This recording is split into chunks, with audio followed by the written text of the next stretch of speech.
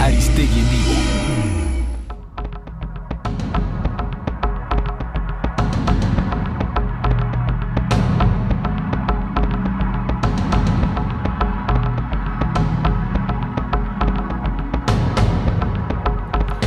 Bueno, esta mañana hemos dedicado parte importante del espacio al tema de la consulta nacional que Andrés Manuel López Obrador plantea para el próximo 21 de marzo del 2019, con todas las complicaciones que esto tiene, pero al final de cuentas pues hay una definición política en ese sentido de dejar que la sociedad mexicana decida el sí, con un sí o con un no, asuntos de gran trascendencia, como lo hemos aquí comentado, asuntos de gran trascendencia con el tema de la Guardia Nacional, con el tema del tipo de asesoría que puede tener el presidente de la República que viene y con el tema de abrir investigaciones o promover investigaciones en torno a actos de corrupción política de alto nivel que puedan vincular o que pudieran estar involucrando a figuras de expresidentes de la República, de Salinas de Gortari a Peña Nieto. Esto que está aquí en el clima político que estamos viviendo tiene un componente muy importante. Una de las preguntas que estarían en la boleta de consulta nacional ese 21 de marzo del 2019, si todo corre por este curso, tiene que ver precisamente con los representantes de las grandes televisoras del país. El significado que tiene precisamente para una sociedad el hecho de que el presidente de México, el futuro presidente de México, haya aceptado la propuesta que le hizo Ricardo Salinas Pliego para que un grupo de empresarios que incluyen a Bernardo Gómez y a Olegario Vázquez Aldir lo asesoren. Se dijo primero asesorar y luego se habla de proyectos productivos, pero al final de cuentas que tuvieran esta condición de asesores formales de un presidente en turno, personas vinculadas tan directamente a las televisoras con todo lo que eso significa. Bueno, ahí estaría en la boleta si todo va en la ruta del compromiso público que hizo López Obrador este miércoles pasado. Y el análisis es necesario de todo lo que va en juego. Yo he hablado de una especie de subregistro de la noticia sobre una consulta nacional en estos términos, una especie de subregistro en una buena parte de la prensa mexicana y ni se diga en los principales espacios de la televisión.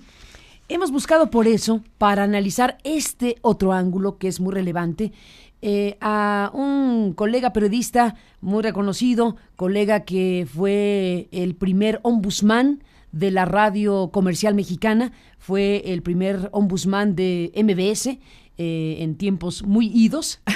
Y bueno, pues Gerardo Albarrán de Alba actualmente es presidente del Consejo Consultivo del Mecanismo de Protección para Periodistas en la Ciudad de México.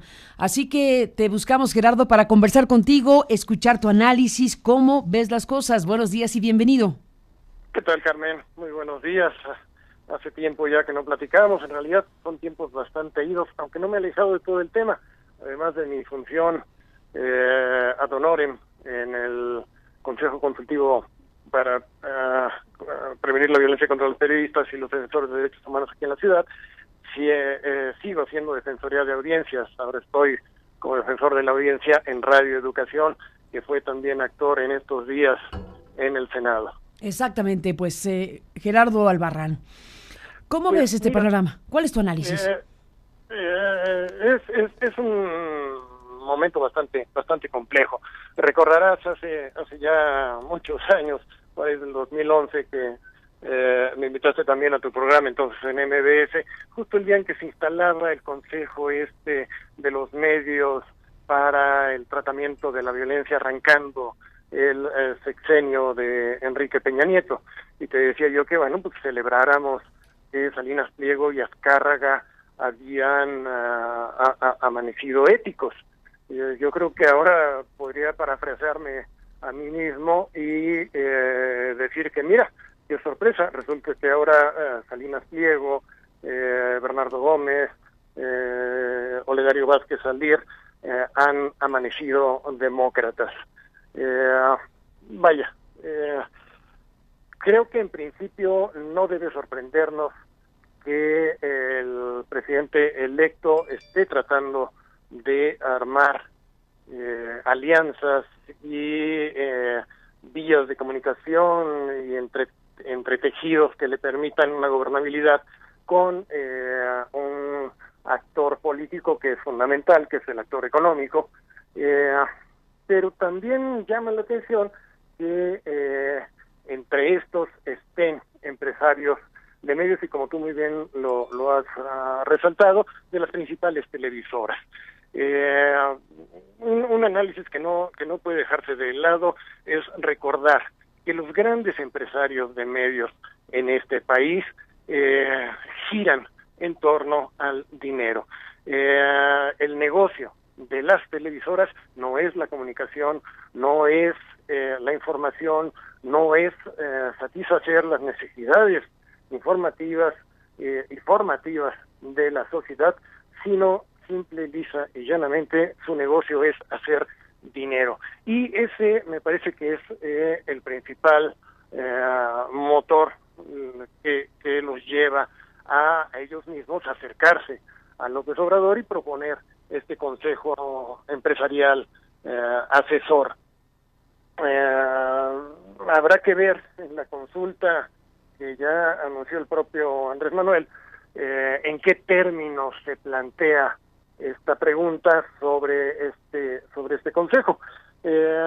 Estamos, ya lo has dicho tú también, en un momento de definiciones. Esa parte a mí no me acaba de dejar un buen gusto, un buen sabor de boca. A mí me habría gustado muchísimo encontrar a un presidente electo inmediatamente después de las elecciones, con un plan de gobierno ya definido, con ideas mucho más concretas y específicas sobre lo que va a hacer, en lugar de mucho de lo que hemos vivido en estos días después del proceso electoral, que ha sido el anunciar más bien que va a empezar a pensar en cómo se van a hacer las cosas. Y esto es parte, me parece, también de ese mismo rejuego. El papel que jugarán los medios de comunicación en esta administración va a ser fundamental. Llama muchísimo la atención también ver cómo muchos de los medios que tradicionalmente fueron, ya no digamos críticos, sino instrumentos del poder para golpear a una figura política como fue el Andrés Manuel López Obrador, opositor, ahora buscan reacomodarse frente a un Andrés Manuel López Obrador que será presidente de la República y el eje de el poder político en un país presidencialista que, además, por lo que nos ha dejado ver Andrés Manuel, todavía va a fortalecer aún más esta figura, la figura presidencial. El cómo se reacomoden los grupos mediáticos va a determinar también la calidad de el periodismo, la fiscalización y su participación en la construcción de la democracia. Los grandes medios y los medianos y los pequeños, todos los medios, todos los periodistas, tenemos una alternativa, me parece muy clara.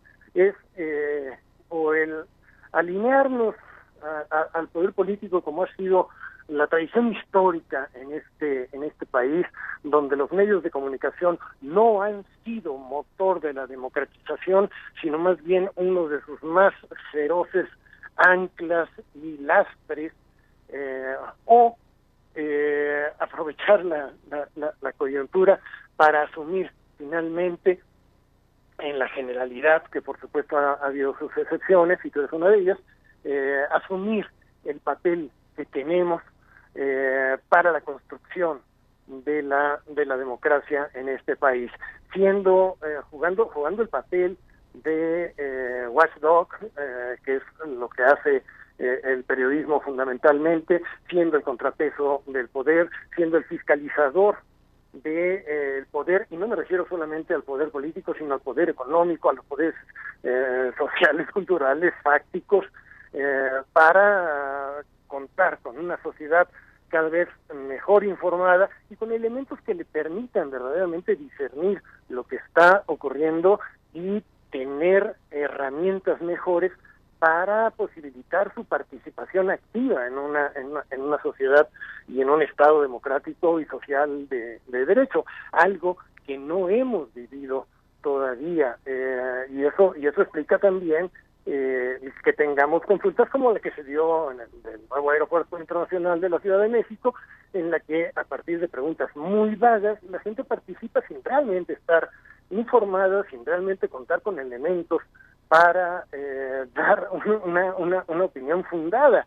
La participación de la sociedad en democracia es precisamente en función de una participación informada, de una participación razonada y de una información que tenga los elementos suficientes para poder aportar una visión de un país mucho más horizontal, en el que todos no solo tengamos voz, sino que tengamos una voz que sea escuchada en función de razones, no de emociones y no de gustos, Carmen.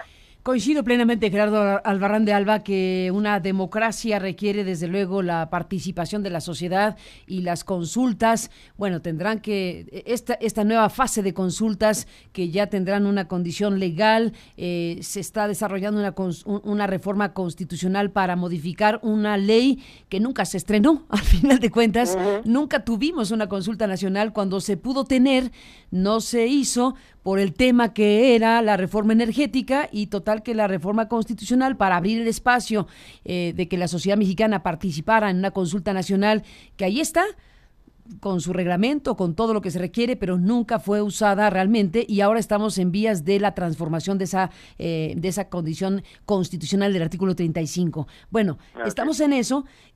Creo que nadie puede pelearse con la idea de que México de veras tiene que transitar a mecanismos de democracia participativa en los mejores términos, y para que eso ocurra tienen que pasar varias cosas. Además de tener las herramientas legales e instrumentales, logísticas, presupuestales para que ocurra, lo que dices es fundamental: una sociedad informada, una sociedad que tenga acceso a debates informados, a debates contrastados, a una discusión robusta, rigurosa, crítica, que se puedan mostrar descarnadamente las posturas de cada quien sobre temas fundamentales. La Guardia Nacional, los expresidentes, deben o no asesorar al presidente formalmente, los dueños de las televisoras. Hombre, todo eso que está ya puesto para una consulta nacional el 21 de marzo de 2019, pues dime tú, ombudsman, si no es materia noticiosa, y si no estamos obligados los medios en general a decirle a nuestras audiencias que eso está ocurriendo. Yo hablo de un subregistro en la prensa mexicana de este tema. Por supuesto, no solo hay que decirles esto está ocurriendo, sino además hay que explicar por qué está ocurriendo y en qué consiste lo que está ocurriendo. Y eso es algo que los medios, en términos generales, otra vez, no está registrando. Creo que también tiene que ver con una vorágine informativa en la que la espectacularización de la información es lo que marca la agenda mediática. Pues en ese caso aquí hay mucha materia en ese sentido. Imagínate los expresidentes de México como potencia noticiosa y mediática. ¡Puf! Sí, aquí el detalle es que también estamos llenos de señales cruzadas. Una cosa que también hay que señalar es estos virajes que de pronto está haciendo López Obrador, corrigiendo algunas de las posiciones que fueron fundamentales en su campaña. Oye, que seguramente le valieron varios millones de todo eso votos. Hay que dar cuenta, de todo eso hay que dar cuenta. Así es, hay que dar cuenta de todo eso, pero insisto, hay que explicar por qué está ocurriendo y hay que explicar el sentido que tienen todas estas cosas que están ocurriendo. Vamos a tener una consulta. Bueno, ¿qué es lo que se va a preguntar? ¿Por qué se pregunta eso? ¿En qué consiste esos cambios? Hay que reportear, hay que hacer periodismo, y el periodismo no es el mero registro de los hechos, sino la interpretación y la explicación de los hechos. Bueno, ya estás pidiendo mucho, Gerardo. Ya ahorita, en este momento, oye, sí, no estoy de acuerdo, pero digo, en este momento me conformaría con que se registre que ocurren los hechos. Ya sería mucho ahorita, ya sería ganancia. Ya es ganancia. Creo que no exagero si pido periodismo de parte de los periodistas. Además de ese registro, por supuesto que hay que tener por ahí se empieza. Así es, pero vaya, si quisiéramos quedarnos solamente con el registro, pues ya están las redes sociales ahí se registra ya todo. Pero el papel que tenemos los periodistas no es solamente el registro, es la interpretación, es la explicación, es el contexto, es el darle sentido a la información, e incluso, ¿por qué no?, en estos momentos me parecería fundamental la toma de posición abierta, clara, de cada medio de comunicación sobre temas torales que permitan incluso a uno como lector, como radioescucha, como televidente y como internauta, saber a quién está leyendo, por qué piensa como piensa, por qué dice lo que dice, de una manera abierta, transparente, honesta. Eso es algo que tampoco hemos tenido en la historia de este país. Creo que uno de los puntos que yo me atrevería a señalar es que estamos en un momento de transición. Y pareciera un absurdo esto, porque se supone que estamos en transición desde 2000. Lo que pasa es que también en 2006, pero particularmente en el sexenio de Vicente Fox, presidente desaprovechó y desperdició la oportunidad para la reconstrucción de un sistema en la administración pública federal, pero también un sistema político que rompiera con muchas de las taras y de las trabas y de los lastres que se venían arrastrando después de 70 años de priismo, y en lugar de hacer eso, de construir un entramado institucional que nos permitiera una cancha pareja para que a partir de 2006 pudiéramos avanzar en un sentido democrático, lo que hicieron tanto Fox como Calderón fue aprovechar los mismos entramados viciados del PRI para su propio provecho, para el abuso del poder, y tú fuiste víctima de un borrachazo, y llegamos a el extremo de que la sociedad dice, bueno, para eso mejor nos regresamos a lo que ya conocíamos, y nos hemos soplado 6 años de una administración priista que deja un saldo verdaderamente nefasto para la nación. Lo que tiene ahorita López Obrador es la oportunidad de retomar aquella transición que debió iniciarse en 2000 para reconstruir ese entramado institucional que nos dé un piso parejo a todos los actores políticos y económicos, que reconstruya un Estado de Derecho en el que se aplique la ley, se aplique la justicia, se abata la impunidad, y los medios de comunicación tenemos la oportunidad histórica de asumirnos como un factor determinante de la construcción democrática y de la calidad de la democracia de un país, algo que cualquier estudioso de la historia de los medios y de la política en este país te dirá que no ha ocurrido, porque la prensa históricamente en este país nació, creció y se desarrolló a la sombra, al amparo y sometida al poder político en turno, a veces en una subordinación abyecta, a veces en una connivencia